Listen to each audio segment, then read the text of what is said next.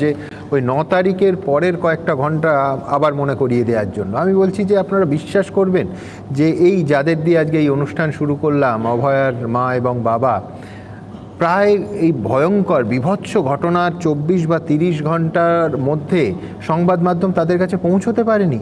আমি বলছি যে ওই গাড়ির ছবিটা আপনাদের মনে থাকবে, এবিপি আনন্দে একটা নীল গাড়ির মধ্যে কোনো রকমের পরিবারের লোকজনকে তোলা হচ্ছে। তারা প্রায় আর্তনাদের মতো অন ক্যামেরা বলছেন তাদের মেয়ের প্রাণহীন শরীরটা কোথায় তারা জানেন না, তাদের কোথায় নিয়ে যাওয়া হচ্ছে তারা জানেন না। আমি সেদিনও বলেছি, আজকেও বলছি যে এই অসহায়তা মা বাবার, এটা সভ্যতার লজ্জা। আমি বলছি দেখুন, আরজি করে ঘটনার পর একটার পর একটা শব্দবন্ধ সামনে এলো। আগুনের মতো যে শব্দটা ছড়িয়ে পড়েছে সেটা হলো এই থ্রেট কালচার, এই হুমকি সংস্কৃতির আঁচ শুধু রাজ্যের হাসপাতালে হাসপাতালে নয়, প্রতি মুহূর্তে সেই আঁচ লাগছে সংবাদ মাধ্যমের গায়ে।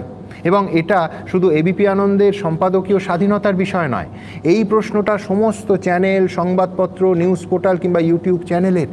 খবর করতে গিয়ে সরকারের খবরদারির মুখে পড়তে হচ্ছে প্রতিদিন, প্রতি মুহূর্তে। কখনো সন্ময় বন্দ্যোপাধ্যায়কে পরের পর নোটিশ পাঠানো হচ্ছে, কখনো শফিকুল ইসলামের ব্যাংক অ্যাকাউন্ট ফ্রিজ করা হচ্ছে, কখনো শুদ্ধশীল ঘোষের বাড়িতে রেড করে গোটা পরিবারের, এমনকি তার স্ত্রী পুত্রের সমস্ত ফোন আর ল্যাপটপ বাজেয়াপ্ত করে নেওয়া হচ্ছে। এমনকি অগ্রজ সাংবাদিক সুমন চট্টোপাধ্যায়কে কোতোয়ালি থানা থেকে সমন পাঠানো হচ্ছে। ভাবুন, মানব গুহ, রোজিনা রহমান, পৌলমী নাগ, শিবম দাস, গত কয়েক বছর ধরে কে নেই এই সমনের তালিকায়? অনেকের নাম হয়তো বাদ চলে গেল। দেখুন, এই প্রত্যেকটা মামলার খুঁটিনাটি আমার জানা নেই। ইউটিউবরা যে আইনের ঊর্ধ্বে ইউটিউবাররা, এমনটাও নয়। কিন্তু যদি একই সময়ে এতজন ইউটিউবারকে মামলা, নোটিশ, তলব বা রেডের মুখে পড়তে হয়, এ রাজ্যে সংবাদ মাধ্যমের স্বাধীনতা নিয়ে সন্দেহ হয় বই কি। দেখুন, আমি এর আগে বারবার বলেছি যে মাধ্যমটা গুরুত্বপূর্ণ নয়, কে স্যাটেলাইট চ্যানেল, কে ইউটিউব চ্যানেল সেটা গুরুত্বপূর্ণ নয়, কে মেন স্ট্রিম মিডিয়া, কে সোশ্যাল মিডিয়া সেটাও গুরুত্বপূর্ণ নয়। প্রশ্নটা হচ্ছে সংবাদ মাধ্যমের কণ্ঠরোধের চেষ্টা করা হচ্ছে নাকি হচ্ছে না।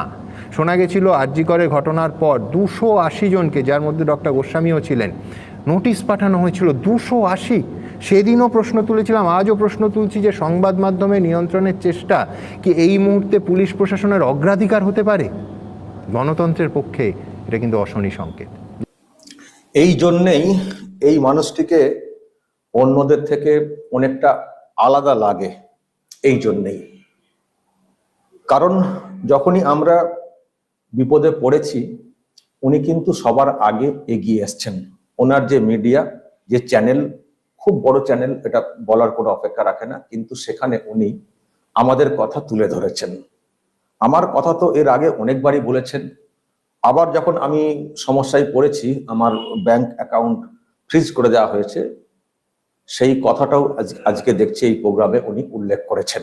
শুধু আমার একার কথা না, সন্ময় বন্দ্যোপাধ্যায়, সুমন চট্টোপাধ্যায় এবং আরো যারা ইউটিউবার আছেন তাদেরও নাম ধরে ধরে উনি কিন্তু উল্লেখ করেছেন। এবং সেই সঙ্গে কেমন সৌজন্য দেখুন, উনি পরিষ্কার জানেন যে আরো অনেক ইউটিউবার আছেন কিন্তু আমার নজরে নেই, তারা হয়তো অনেকেই শিকার হয়েছেন, কিন্তু যদি তাদের নামটা না বলি তারা হয়তো কোথাও একটা কষ্ট পাবেন।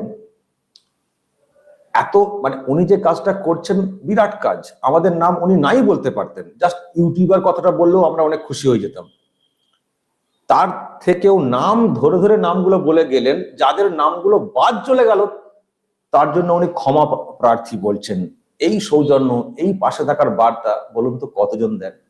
আপনারা যাই বলুন, সুমন দের সম্পর্কে হয়তো আপনারা অনেক সময় অনেক কথা বলে থাকেন। ওনার হাউস পলিসি, ওনাকে তো মেনে চলতে হয়, উনি তো একটা হাউসে আছেন, ওনাকে তো মেনে চলতে হয়। অনেকে দেখেছি অনেক কথা বলে থাকেন, কিন্তু আমি একটা বিষয় দেখেছি, আমি দেখছি মিডিয়ারও অনেকে অনেক কথা বলে থাকেন, এমনকি ইউটিউবার যারা, তারাও অনেকে সুমনদের সম্পর্কে মাঝে মধ্যে অনেক কথা বলে থাকেন। কিন্তু আমি একটা বিষয় লক্ষ্য করেছি প্রত্যেকটা সময়ে, যারাই ওনার সম্পর্কে যাই বলুন না কেন, যতই বিরূপ মন্তব্য করুন না কেন, যদি সেই ব্যক্তি কখনো সমস্যায় পড়েন সবার আগে কিন্তু উনি এগিয়ে আসেন। উনি কিন্তু ভুলে যান যে উনি আমার সম্পর্কে কি বলেছেন। নিশ্চয়ই আপনারা হয়তো দেখেছেন।